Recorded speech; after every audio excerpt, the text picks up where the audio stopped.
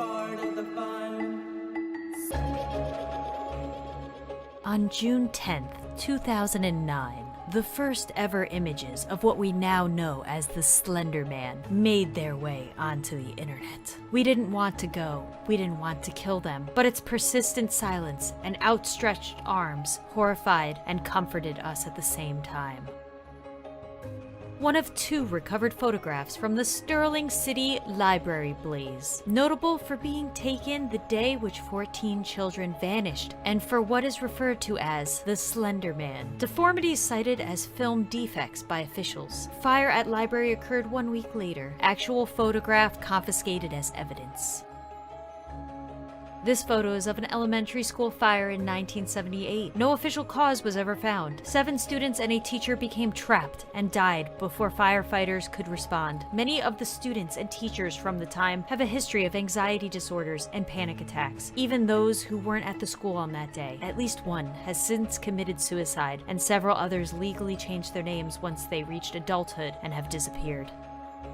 Once these images gained some popularity on the internet, people went out searching for more Slender Man sightings. The Slender Man has become one of the internet's most popular urban legends, and because of this, there's been many stories written about sightings. I chose what I assume to be one of the first and oldest Slender Man stories out there. It is allegedly based on an old Romanian folktale called The Tall Man.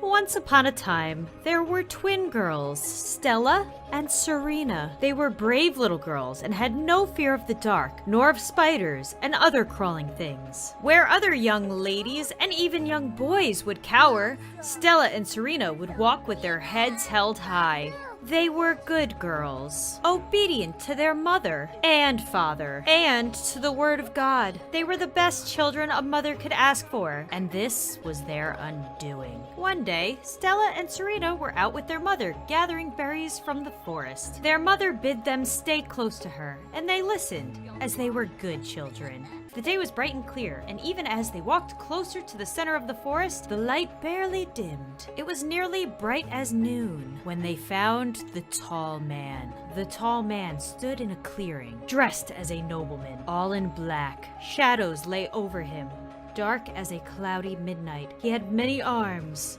all long and boneless as snakes, all sharp as swords, and they writhed like worms on nails. He did not speak, but made his intentions known. Their mother tried not to listen, but she could no more disobey the Tall Man than she could forget how to breathe. She walked into the clearing, her daughters shortly behind her. "Stella," she said, "take my knife and cut a circle on the ground big enough to lie in." Stella, who was not afraid of the Tall Man, nor afraid of the quiver in her mother's voice, obeyed what her mother said. "Serena," the mother said, "take the berries and spread them in a circle, and crush them underfoot until the juice stains the earth." Though Serena wondered why her mother asked her to do such a thing, she obeyed because she was a good girl. "Stella," the mother said, "lie in the circle." Stella, though she worried she might stain her clothes, did as her mother asked. "Serena," the mother said, and bid Serena cut her sister open with the knife. Serena could not, would not. "Please,"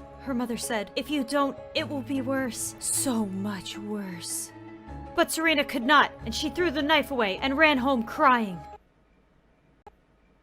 She hid under her bed, afraid for the first time in her life. She waited until her father came home from the fields and told him of the terrible things she had found in the woods. Her father comforted her and told her she would be safe. He went to the woods, his axe in hand, and as he commanded, she stayed by the hearth, waiting for his return. After some time, she fell asleep. When she woke, it was the sound of knocking on her door at the darkest hour of the night. "Who is there?" she said. "It is your father," the knocker said. "I don't believe you," said Serena. "It is your sister," the knocker said. "It cannot be," said Serena. "I am your mother," said the knocker, "and I told you it would be worse." And the door, locked tight before her father left, fell open as if it had been left ajar, and her mother stepped in, her sister's head clutched in one bloody hand, her father's in the other. "Why?" wept Serena. "Why?" "Because," said her mother, "there is no reward for goodness. There is no respite for faith. There is nothing but cold steel teeth and scourging fire for us all, and it's coming for you now." And the Tall Man slid from the fire and clenched Serena in his burning embrace. And that was the end of her.